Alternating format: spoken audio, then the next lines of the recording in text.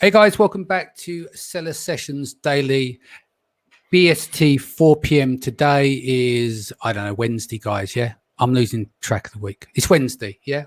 But in Australia, is it Thursday yet? We think so. Yes. You think Yes. so? You're all a bit delirious. All right, so today I've got Chris with me, Jamie, and of course, Michael. Starting with Chris, quick intro, please, on yourself before we get started. Yeah, super quick. Started selling online in 2001. Figured out how Google works. Got into SEO for quite a few years, but always had an e-commerce business on the side. Jumped into Amazon about 2014, 15. Been selling on Amazon ever since in quite a few of the marketplaces. That's me. Excellent. And next to you, Jamie. Been selling on Amazon US coming up nearly 3 years. Last year got close to 7 figures. We'll crush that this year, hopefully. All looking good. Myself, my wife, and a business partner started a brand straight onto the US platform. And yeah, just looking at expanding that, talking about a little exit happening soon, which fingers crossed happens, and see how we go. Excellent. That's great. And what about yourself, Michael? Yeah, I co-founded a startup probably about 5 or 6 years ago here in Australia. Got early traction with our startup. We attracted some of the biggest tech advisors in the world onto our board, ex-Facebook executives, etc. Nice. Then we took our product over to the US, and cut a long story short, we attracted some investment from the biggest companies in the US, and then got to work with some big celebrities, etc. That type of thing. E-commerce wise, been in it for about 3.5 years. Was drop shipping out of China. We had over 700 SKUs on Google Shopping. Yeah. Turned the attention over to Amazon, and then got a pretty successful brand selling well. So Amazon's my focus in terms of e-commerce. Excellent. Right, so just go through some of the comments first. Owen says, "Hey Danny, sounds like win for a Bonza show." Florin, morning Danny. What's this number 64? It's hard to go back to normal routine without working until 1 a.m. each night to watch this. Thanks for tuning in, Florent. Well, Friday was the 60th show. So anyone that can count, what are we up now? About 65? Yeah. About 65, yeah. Unreal, mate. Well, we're getting there. We're going to get to 100. You know amazing. what? I'll know within the next 2 weeks whether we'll be submitted for the Guinness World Records for the most consecutive days for doing Facebook Lives. But I'll update everyone anyway. Cy says, good day, dudes. Elchin says, hey, guys, nice to see you again. Jimmy says, good day from the land down under. Can't speak yet. Elchin says, nice to see you again, Pat Taylor. You see what happens? As soon as you make one mistake, it's a consistent roll. Hi, hope you're doing well. Ray says, Jamie and Mitchell, Aussie Endgame Network legends. Angie says, good morning, gentlemen. Rosie says, good morning, gentlemen. And Ben says, good morning, guys. In the feed, we've got Chen, Ricky, Douglas, Ben, Rossi, Lee, Angie, Ray, Ben Valance is joined as well. Okay, so let's get into it. So we're going to talk about culturally what goes on over in Australia, in and around the Amazon community. Because I think this is really important, one thing. And two, selling on Amazon.au, which, Chris, you've got experience in. If you want to listen to back episodes, go to sellersessions.com and do a search for the good, the bad, and the ugly, because we've discussed Australia before, but I want to give a different slant on this today because it's important. As I mentioned off call, is that Amazon will launch these new marketplaces, but when do you jump in there? Do you become the innovator? Do you become the pioneer with a target on your back and make all the mistakes? Or do you wait for the sweet spot, wait for that right timing to jump on the platform when people are making money? So that's going to be part of the discussion today as well. The other part of the discussion, which I think is important when you're selling on Amazon as well, is the culture around it. These guys run the Endgame Network, and the engagement in that group is second to none, which is supposed over in Australia, right? And it reminds me of getting into Amazon in 2015. So it's very easy to go down that nonchalant route of, we've seen it with Facebook groups. They start off really well. There's lots of engagement, and then the trolls come in because someone asked a simple question, and it's like, oh yeah, we've heard this all before, and people get arsy, and then suddenly these groups kind of blow up, and the vibe gets taken away. What I love about Australia, it reminds me of 2015, that vibrancy, everyone helping each other, and I think that's a key component. So, guys, do you want to just quickly give us a background on what's been going on within the group and tell me the state of play in terms of not on the platform, but Amazon sellers based in Australia at this time? Yeah, no worries, Danny. Thanks for having us on. Look, I think you hit it on the head. The engagement's incredible with the group. It's just that I guess that there's so many people interested in doing this as a side hustle, doing this as a business. People are taking it pretty seriously down under now, and it's been around since 2015, maybe even longer. But there's just been this push for that open source learning and bridging the gap between, I guess, you guys over like what we feel over in our little island, over in the States, and bridging the gap with that connection. You know, we're now bringing live into people's living rooms, people like Danny McMillan, you know, people I don't know like who he is. I've heard he's all right, though. He went all right. He was all right. He was all right, and then he just went all Hollywood. Yeah, go on. Sorry. Yeah, so all these people that we've heard of and feel like are an arm length away, you know, we're bringing them live into the living room. We're having high engagement in the group. We're doing things like, you know, pop-up masterminds, how I discussed with you, where we're actually taking care of the audience and their needs. Pop-up masterminds, first 5 people jump into a call, high engagement, and I guess our fortnightly shows are Zoom calls where we invite everyone in the group, bring these people, Tim Jordan, Stephen Black, these type of people, into the living rooms of everyone, and we're getting, you know, 400 to 600, 700 people jumping in live because there's that many people who are engaged and want to learn. That's the state of play in Australia at the moment. You mentioned me in the breadth of Americans. I'm obviously from the UK, right? But it's the same. It's the same thing. But what you're doing, when I started Seller Sessions, it was about introducing like the US into the UK. You know, so all of these great speakers and sellers and everything else, getting them on the platform, and then we've been developing. Me, Augustus, and a few others. We've been developing out Europe. We've been rolling out that infrastructure. When I said 5 years ago, we need to build the infrastructure here in the UK and the EU, people thought I was mad, but it's been built. We can see it. And now we're getting our own, like, homegrown talent. We're getting more people having exits. You know, I've got a private mastermind group of 23 to 25 serious sellers in the UK. Took me, 4.5 years to handpick those guys, because we're trying to build something. Like, you've got to have a vision for the future, and that's what I like about you guys as well. You're building something there. So what you're doing is you're bringing the guys from the US, give them a taste for it, and in 5 years' time, you'll have your own developed people, your speakers and your sellers and everything else, because they look for inspiration, and then the people go, okay, well, these great guys over here, they can do it. I think we can do it, but you start small and you start to build it, you know? Yeah. And it's also, just like... Sorry, Michael, go on. No, you're all right.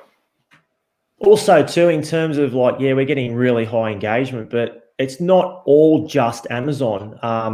Jamie and I reach out to our, extensive network, and we help people with the entrepreneurial journey. So, we have special guests like, Facebook executives, Olympic gold medalists, world champions, because, them excelling in their area or sport, can have those clues to help people with their entrepreneurial journey. So we try and have that holistic approach, and it's not just Amazon, but we bring in these guests to get those gold nuggets. Yeah, that makes sense. Let's bring Chris, and I'll keep coming back round to you guys as well. Chris, let's bring you in, the state of play on the Australian platform. We know how long ago now? It's three and a bit years since went into beta. Yeah. Okay. Oh, and a credit to Jamie and Michael as well for their group. Like, it is, you're right, Danny, it's an amazing group, and the engagement there is just off the charts. So yeah, well done, lads. Really good job. It's awesome. Yeah, it's a really positive vibe in there, and people, when they heard that you guys are coming on today's show, just went bonkers, didn't they, at your group? They were very excited. So they're all staying up late to watch us, which is fantastic. So, yeah. Anyway, let's get on to Amazon Australia. So, yeah, it's been about 3 years. Look, Amazon really hasn't moved much, Danny, since we last spoke, in my opinion. I mean, obviously, they're not really giving us a lot of data out of the platform in terms of how many users they've got, how many Prime members or anything like that. They're quite secretive. We do know that they've grown a little bit from the amount of money that they're reporting to the tax office here. So things are definitely improving. And they are still rolling out a lot of features within the platform. Even just today, I received a notification that they'd rolled out coupons, for example. So there's a lot of, it's nowhere near as mature as, say, the United States or indeed, throughout Europe in terms of the features that we get through Seller Central. But it's slowly getting there. And it's still really, really struggling when you look at some of the other marketplaces like eBay. We've got another one called Kogan. We have Catch, which is another big platform here. So really, as I said last time, during the good, the bad, and the ugly, it's a multi-channel or a multi-marketplace play if you decide as an e-commerce seller to come and set up in Australia. I don't think that you can just focus straight in on Amazon and expect to really kill it.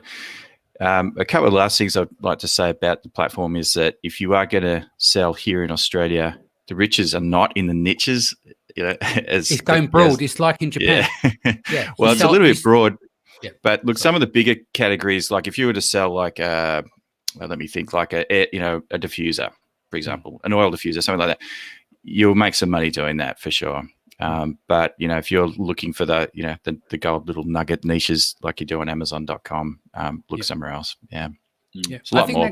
I think that goes for most countries. I think when the fatal mistake that most people sell, they sell on the US platform, right? And it's like long tail and niches, plenty of them, right?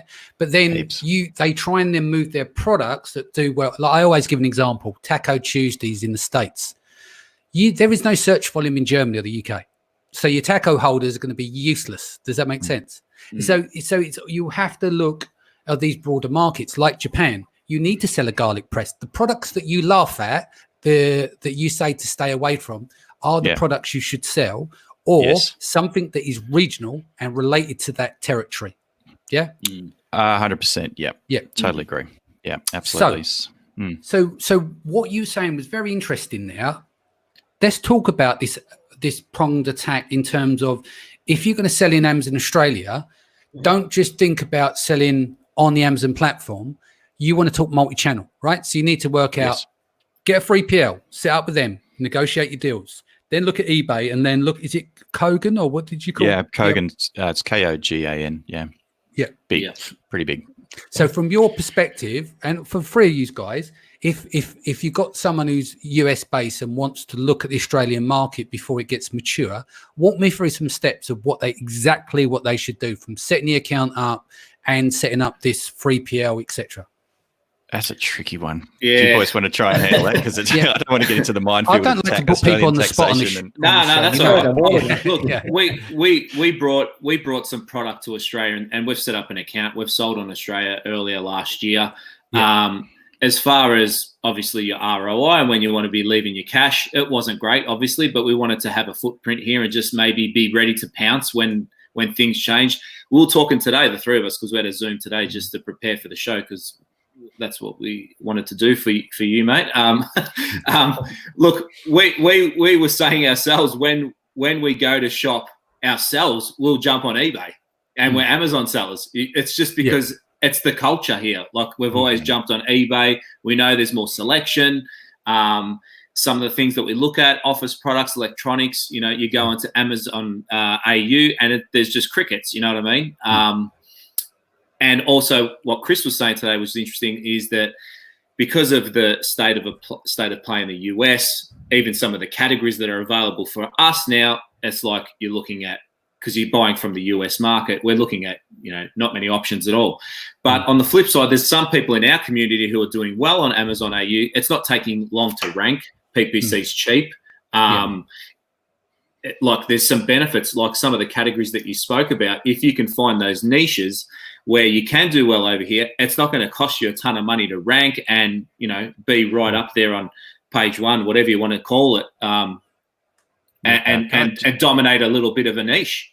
Yeah. I mean, if you are an international seller, and you have great reviews on your international products, marketplaces like in the United States or Europe, those reviews are coming straight across into Australia. So you actually do have quite an advantage if you were to, say, ship 20 or 30 units in as a test. And you can do that through DHL or FedEx or whoever, straight into an Amazon warehouse here. The other issue too, Danny, just sort of more recently, and I was speaking with Brittany Renker and a few other people last week. Brittany's actually head of, which is part of Amazon Australia, and sort of off the record, it seemed to me that with the COVID-19 issues that were happening in the United States, Amazon has here in Australia this thing called Amazon Global. And what that means is that it fleshed out its catalog here in Amazon Australia because it didn't have enough selection or enough sellers, really, third-party sellers in the platform. To flesh out the catalog, basically they used a lot of the the products and the selections from other marketplaces and offered them as available for sale here with international shipping. With the COVID restrictions around FBA shipping and international shipping, they kind of shut that down, and that really kind of constricted the amount of choice that we had on Amazon Australia here, and I think it set them back a little bit as well. So yeah, it's been really fascinating to see the impact. Let's talk infrastructure. I mean, Cybe says here, look, Australia is massive. It's logistical infrastructure set up to make e-commerce work. How are you going to do it, basically? And he's got a point there. I mean, Western Australia, Perth, etc., is the biggest isolated state in the world. I mean, it takes 5 or 6 hours or so, doesn't it, in terms of go from Perth to Sydney by plane? Is that right? And it's, there's a time difference as well. Yeah, there's a time difference. Yeah, it's about 3.5 hours, I think. Right. By flight. Yeah. Oh, is it? Yeah. Okay. Australia, all right.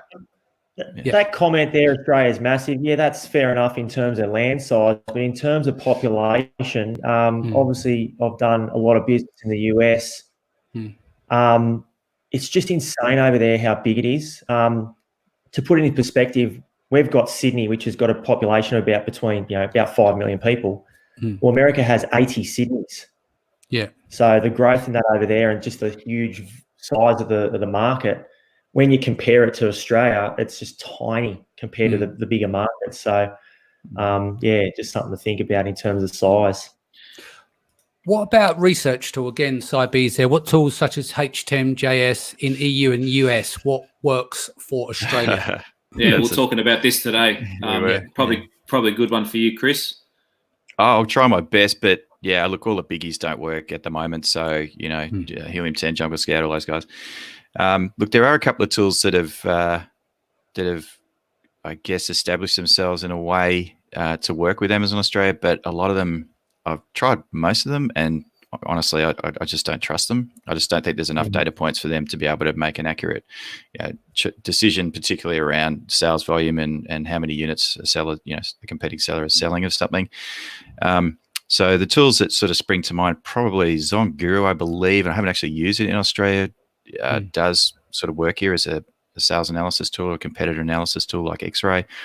And then the other big one, I suppose, would be egrow.io. There may be a handful of others. I can't think of them. I think you've got to be really careful. I don't have a Australian Amazon account, but I'm assuming Brand Analytics is operational there. I know it's a bit beyond the times in terms of like they've just introduced coupons, but can't you extrapolate some of the data there to get an idea of what's doing? I was going to say, yes, of course you can. And you can sort of see the conversion rate, obviously, from other sellers when you're doing, search on keywords or a reverse ASIN search through there. And of course, the other thing that you can do too is you can run exact match PPC campaigns on various keywords and then try and correlate those keywords against, what's happening in terms of a ranking position through brand analytics, popularity and stuff. Obviously, that's going to fluctuate a bit, but it's really, really the only way to get keyword volume at the moment, as far as I can tell, is through PPC. Or keyword frequency rather than search volume. It's a bit, it's tricky, mate. You've got to be careful down here. Yeah. Cool. Gary says, how does eBay compare to Amazon in Australia? I suppose he's probably mean percentage of market share. Yeah. I haven't checked for ages, but I'd still say that eBay is miles and miles in front. What do you reckon, boys? It's been around for a lot longer than Amazon Australia. It's been around for years. So, It has. And didn't they step up their game when Amazon came to town? They really started advertising like crazy and trying to. Even catch I spoke to the former owner of Catch, Gabby Leivovich, and he sold out to Wesfarmers. Catch have now over 1,500 third-party sellers. So even Catch have started expanding and going wide with third-party sellers, where they used to just have maybe, I think it was 30 or 40,000 products of their own. Now they've got 1,200 vetted sellers. They're a big player here too. Now they've sold to Wesfarmers over in Australia. They're one of the biggest retail conglomerates, if you want to speak, with supermarkets and hardware stores and so forth. Now they've got chains of Target and various different retail outlets now that are into the Catch system as well. So even they're a big player. Yeah. That makes sense. Yeah. So what would you say proportion of the guys in your group very well engaged? Is most of the guys there selling on the US platform, and then they're going, we'll have a dabble in the AU market? Yeah, I would say that. Yeah, I would say that's spot on. Yeah. Yeah. And how many? What percentage would you say are large sellers on the platform? In our group, I would say probably 50-60% just dipping their feet in the waters. Maybe 30% intermediate, and probably, I don't know, what are the percentage I've left myself? 10-20%. 10-20% pretty significant sellers. Yeah, well, that's good. I think that's about an average ratio, isn't it? Yeah. Adam says, would you say Catch is bigger than Amazon in Oz? Yep, definitely. Yep. What else we got here? Okay, Angela says, it took nearly 1 year for us to sell 30 of each of our best-selling icings in Australia. Amazon in 2019 had enough change there to make it worth trying again. In your opinions, and is Amazon Australia shipping to New Zealand? I don't know the answer to that one, to be honest. We've got a heap of New Zealanders in our group. I'd have to ask someone, I think. Yeah, I actually don't know either. Yeah. I don't think they do. Nothing like a bit of preparation, wouldn't it? So we prepped before the show, and no one's got the answer. Sorry, Angela. No, that's all right. There's probably a couple of New Zealanders watching that might be able to help us. But I think at this point in time, there's still only the 2 fulfillment centres, isn't there? Chris, is there Sydney and Melbourne, or is there more than that? No, just Sydney and Melbourne? Yeah, Sydney, Melbourne at the moment. And I think they announced that they're opening one over in Perth, which is over in the west. Just to the logistics question that was asked earlier, I can't remember who asked. I think it was Si. That's I mean, Amazon, that's how they're approaching things. They're kind of slowly building out their fulfillment network to really cover and get products as quickly as possible. They're certainly still investing a lot of money here, a lot of money in advertising. They're spending a lot of money in particular in trying to get more Prime members on board. And then obviously they're offering at the moment, free seller fees for 3 months. So you don't have to pay your $150 over 3 months or $50 a month, whatever. But yeah, it's you just got to be a bit careful, guys. I keep saying. Yeah. Rosie says Amazon is not part of Australian psychology yet, as it would take a few more years, but eBay is huge. And another local is Gumtree. Yeah, that's a good point. Yeah. eBay owns Gumtree. That's right. Gumtree. Yeah. So that makes sense. That makes sense. Buying up everything around them to keep Amazon at bay makes sense. Matt Parker says, how advanced is the distribution system in Oz? Is it easy to maintain delivery rates? Oz is the big place. I'm just wondering how this process works. Oh, look, we've sent stuff to Perth. It's a 4-day experience, for people to wait. It's nothing for someone that lives in WA to wait 4 days for something. It's the place is that big. So, the infrastructure's there. The trucks are on the road, but that's one thing. But time frames, we're pretty patient, I guess, over here. I would imagine. Like, we're not used to that next day delivery Prime service. Even me in Melbourne in the big smoke, if you want to call it, and Michael in Sydney, and if I had to wait 2-3 days for something, even a week, it's normal. Yep. Yeah. Shrug a shoulder. Yeah. Mm-hmm. So good question. I was going to say, exactly. Cool. Look, it just depends. If there is same day shipping for some retailers or e-commerce sellers where they hire an Uber driver or something to get a product out to you because they're pretty passionate about delivery times and whatnot. But for the most part, we're pretty patient here. We don't jump up. I mean, I sell internationally through my e-commerce web store and I ship out of of Shenzhen, almost drop shipping my products out globally. Boy, the Americans get very, very annoyed when their product takes, about 4 days or longer to arrive. So whereas here in Australia, we're so laid back, well, generally. All of us, everybody's laid back. Delivery time of 3 weeks, you just, whatever. Yeah. When I was drop shipping, when we were drop shipping, that was the big issue. We were drop shipping into America from China, and the Americans were going nuts when, after a week they're saying, "Where's my product?" Because over there they're so ingrained with Amazon next day delivery. Yeah. It was very, very interesting. They're not as patient as us Aussies. No, well, that's what Matt says. He says, very interesting approach. Cheers, guys. Basically, you're more chilled than us in the UK. Jimmy has said they're in the middle of building a massive building in southwest Sydney, which is going to be just for their data. And Amazon loves a bit of data. So tell us about the data on the platform. You don't see much of it. Is that right? Yeah. No. No. What do you mean, Danny? What's the exact question there that you're asking us? We've spent the last 3 years studying the hell out of US and the marketplace over there and building up to 7 figures over there. Brought a few pallets over here, sell 3-4 units a month compared to 1,200 of one of our products. It's just no-brainer at the moment. You know what I mean? It's night and day, isn't it, in terms of that? Yeah. Cybe says, have you seen a big shift in consumers buying online during COVID, i.e., elder generation hated shopping online and suddenly felt the pinch? What's the buying situation over there and the shift in patterns? Yeah, I would say that we've seen an increase. Even myself, like not necessarily. I'm an Amazon seller, online e-commerce seller. I still like to get out of the house and take the kids along to the shopping centres and do my shopping when I can. I haven't been the biggest online seller myself, but I found myself in COVID doing some weird and wonderful things and buying some stuff up, thinking the world was going to end. So, I think that for me personally, even, in-laws or buying things for people or the elderly that may not have delved their feet in the water with buying online, that I've seen people that have started buying online that have never done it before. So that's in Australia for sure.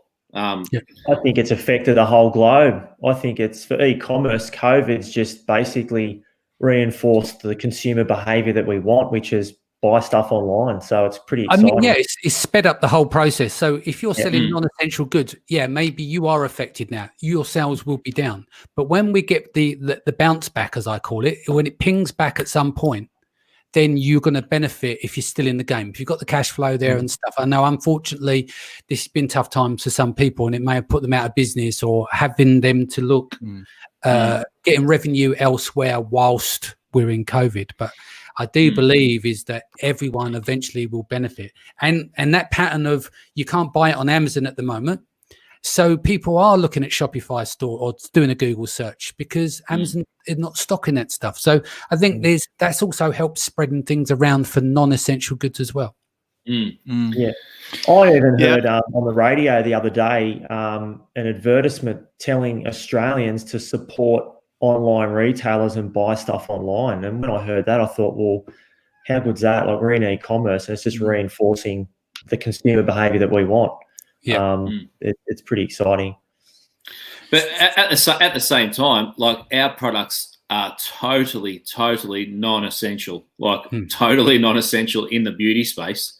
Yeah. And we're having Q4 numbers at the moment. I don't understand what's going on in the States. It's remarkable. When COVID hit, we dropped 80 to 90% of our sales, and now we're having like record months. It's just unbelievable. I can't put my finger on it.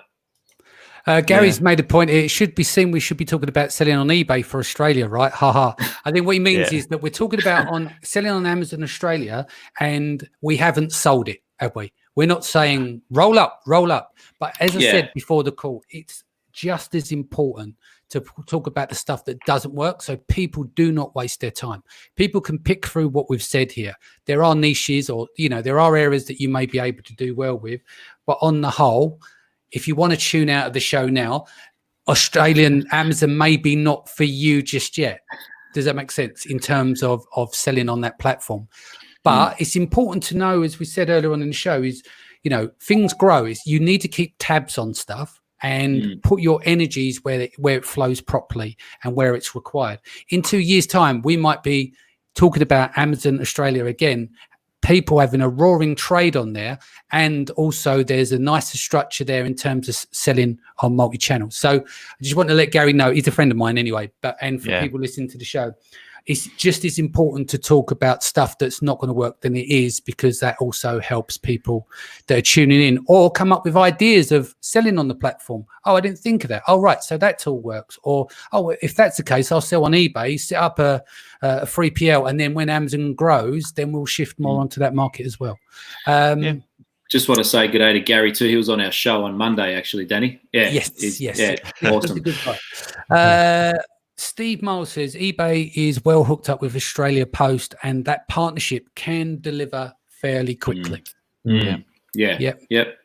And look, I think it's important to add that, you know, Amazon don't do things half-assed as well. Like they're not going to come out here and let that be the case forever. I don't think. I think they're we know the power of Amazon, and coming out here and seeing the opportunity that is online selling in Australia, and other people are having bigger footholds than them. I still don't think they come in and muck around. You know, whether it's another 2 or 3 years, we know the power behind. The beast that is. The beast that is. And the thing is, Amazon, it's like everything, you know. They take a lot of shots at stuff, and they'll be the first to admit they'll measure, they'll fail, and they'll go at something else. Look at all the services that they generally offer, right? How many of them actually work? The SAM program, all of these programs that they run these initiatives, don't they? And then 6 months later, they're rolling out something else because, you know, the account manager has gone rushing into the bricks. You don't see them after a few months. They're taking your money and they're gone, right? And you're you're left holding the baby, and you're thinking, oh, okay, so I'm paying for this service over here, but getting nothing in return. But that's the thing. You've got to keep trying things, and like they had their ass handed to them in China as well, didn't they? Yeah, they did. So, but then they'll go and work the Singapore market. From my understanding, speaking to Megla, they're pushing hard in Singapore. Yeah. So you have to retract, and then you go again, don't you? I think everybody that's set up in China has had their ass handed to them.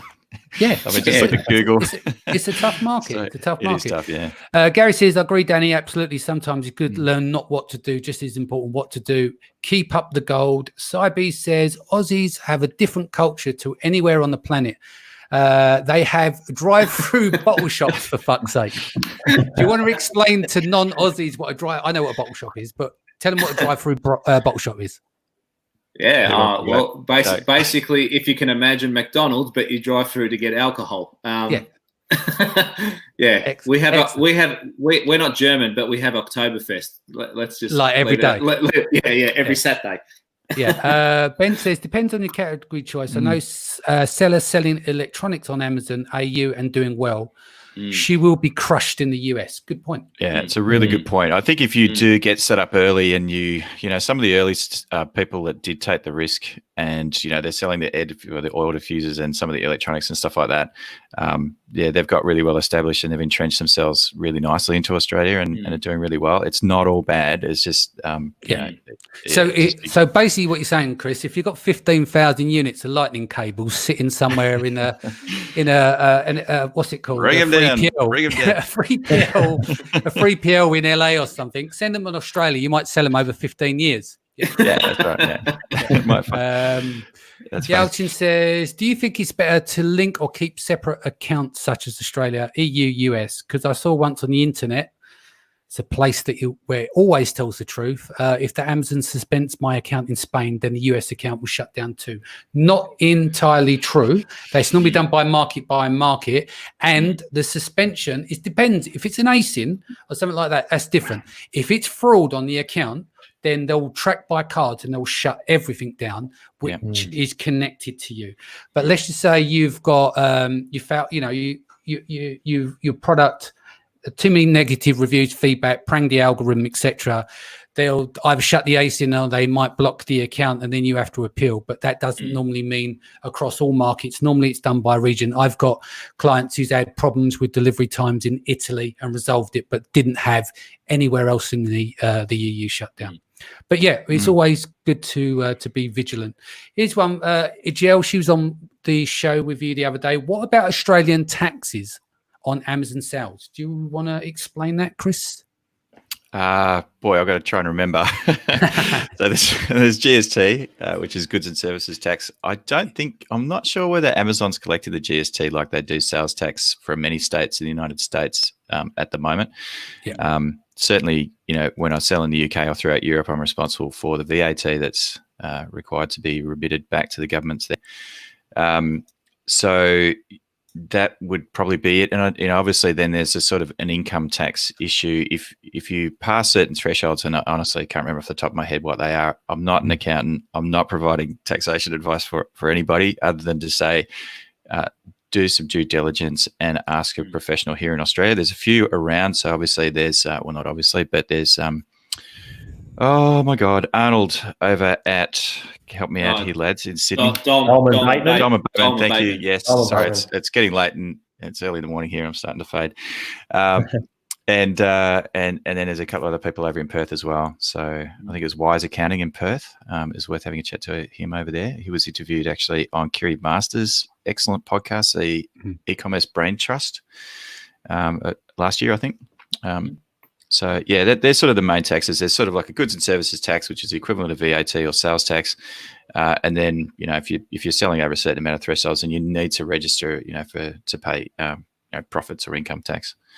Yeah. So. Yelchin's come back and says, could you explain a little about selling under the same ASIN? In this case, I'm eligible to use different pictures in different countries such as France, US, and Germany. Okay. Yeah.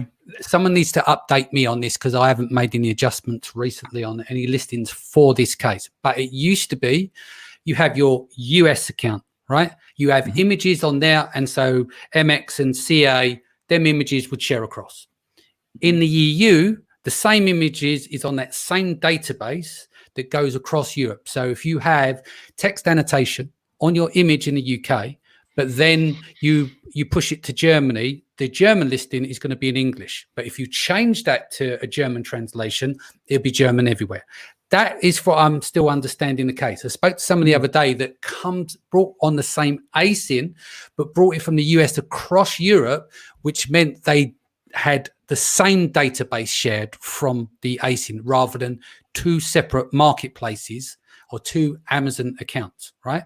Now, to throw a little spinball in there as well, is that there's, with the Pan-EU program last year, when the account managers were trying to attract people into the Pan-EU, what they were saying, and they won't publicly admit this, is that for 20 ASINs, if you want to translate the text on your images, they will use internal software and make those changes across those marketplaces.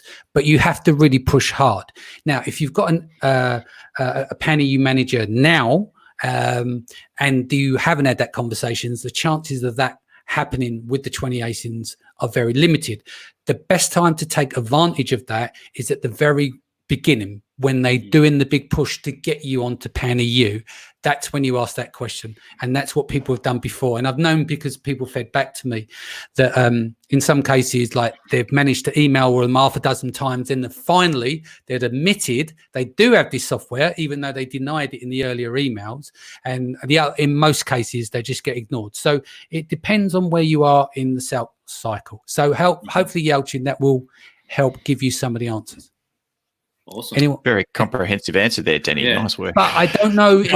I'm still unsure about now, if you've got an ASIN in the US, then bring it across the marketplaces, whether they're split. Some of people said yes, some have said no. So basically, I'm not giving you the full answer. I'm giving you my interpretation of what I understand. Mm-hmm. Yeah, well, look, it does, the images and everything comes across when you port the ASIN across into Amazon Australia and Europe usually. Yeah. And then it just seems like it's almost like a parent-child. If it's coming from the United States, you can then sort of edit locally to suit, So where's the puck going with Australia, guys? For you, in terms of growing the culture out there, starting with you, Jamie, where can you see it going over the next 5 years? And then Chris will talk about the platform after. For us personally, I think that we just want to have everything ready to go. I think that's a pretty soft answer too. But being hands on the ground and looking at the situation, we feel like we're ready to pounce if we want to. But at the moment, where we want to tie up our cash is obviously where the money's being made. We have accounts ready. We've tested the waters. In our niche, we're happy being in the US. As far as where the puck's going in Australia, if it does go bang that way, we're poised to strike. That's where we're at. But accounts open, whatever you want to call it, we're ready to go. Other brands and other things we start in the future, we'll have a look at the AU market for sure, and see those little niches that are working. But still, I think from a business standpoint and putting food on the table, I guess if you want to call it, we have to go where the money is and follow the nose. The US mainly. Yeah. And so your group and the growth of Amazon sellers, like serious sellers like that are in your group, how big can you see that? I mean, you've been in the game a while. I mean, what kind of year-on-year growth? Are you seeing it doubling year-on-year? More and more sellers are coming into the... Yeah, I think it's a tough gig. We all know that, you know. Yeah. I love you say that, because most people try and make it sound like it's a piece of piss, but yeah. No. Well, we're not trying to sell hopium or anything here. You know what I mean? Hopium. I like that. Yeah. So basically, the people who navigate through the tick box, which is the start. It's just ticking boxes, you know, open an account, start sourcing products, talk to suppliers, start a brand, to a trademark, whatever you want to do, launch a few products. They're the tick box stuff. Then you got to get into the PPC. You get into navigating through that. That's when the rubber meets the road, if you want to call it that. And whoever has got I don't want to sound harsh here, but whoever's got the nous and the guts to break through that transition of 1 or 2 years in the game and seriously take that business to what it's potentially able to do, they're the ones who are, you know, excelling and learning to, because if you would understand, it takes 2-3 years, maybe 2 years to build an awesome team around you within your business just to be able to get to that level. You know, try these people, even people starting and trying to learn PPC on their own. You guys you're 100% in the right category to say, or the right people to say, you know, people that are just starting on Amazon can't just throw 10 grand PPC ad spend at a business. So all this navigational stuff to get to a point where, okay, I can outsource my PPC now. I can focus on building a brand. That's a 1 to 2 year journey. In our group, people are showing that they're going to get through that period because of the culture we're building in this group and supporting each other. Yeah. I guess that's mine and Michael's passion. We want to get as many people through the noise into that next growth phase, or you know, where they can get through the bullshit, if you want to call it that. Well, there is a churn rate, because when we used to put on events back in 2015 in London, we'd put them on and you see like there's a high turnover. Like from 1 month to another, you know, people thinking about their first, it'd be like 50-60% churn rate, because the idea stands there, and then they'll freeze either because they're not ready to be entrepreneur or willing to spend the money, or they find that they go into that process of paralysis, finding the product, and they drop out. And so what you're left with is maybe a core 10-15% that actually really go on and do something good, you know, with that knowledge, you know. I think even just, if I could finish, just like when you get to this point 2 years in, you've got the skill set to do it. Yeah. And that's when people give up. That's not the time to give up. That's the time to break to the next stage, because you've built the team, you've learnt the mistakes. It's not the time to put the towel away. You know what I mean? For us, especially the skills we have now, this is definitely not the time to pull the pin. About that. Michael, do you want to add? Sorry. Yeah, I think Aussies in general, just with our culture, that we're a culture of willing to have a crack. You know, people are willing to have a go. And to your point, Jamie, in terms of getting to that period where people either quit or carry on, with the group, we want to get them to that break point with support, bringing in the best guests from all over the world to be able to help them fight through that difficult period and then see sunlight on the other side. So that's what we want to do within the group. But generally, Aussies just are willing to have a crack. So yeah, it's a good sort of. Definitely think that between Aussies and the UK, there's a very similar mindset. I mean, you've got all the sunshine, but we're inherent piss takers. We don't take ourselves seriously, but like you said, we all have a go, don't we? Chris, talk to me about the platform. Where can you see the puck going over the next few years? I just haven't seen Amazon grow fast enough. Are we talking about Amazon or are we talking about Amazon? Amazon EU. EU. Sorry, Australia. AU. Sorry. Yeah. Yeah. Look, I think they'll get there. I think maybe just opening up another warehouse in Perth is going to be helpful. They're holding some more conferences here in Australia this year, and I'm hoping to be part of that in July. Look, I guess it's a bit of a wait and see. There's nothing's really significantly changed in my opinion since the last time that we spoke, Danny, which is probably about a year and a half ago. I think it was probably a year or so after they started opening up here. Probably just more generally about Australia. I think we've been very lucky with the COVID-19 issues. We could see what was coming. We saw the wave on the way. We sort of saw what was happening in Italy and stuff like that. So, and we're coming out of it very early as well compared to a lot of other countries. We did a lot of tracking. We did a lot of tracing. We did a lot of lockdowns. We stopped, we closed the borders pretty early. So I'm hoping that Australia bounces out of this quite quickly, and economically we really start to get our skates on again, because a couple of things have happened. We've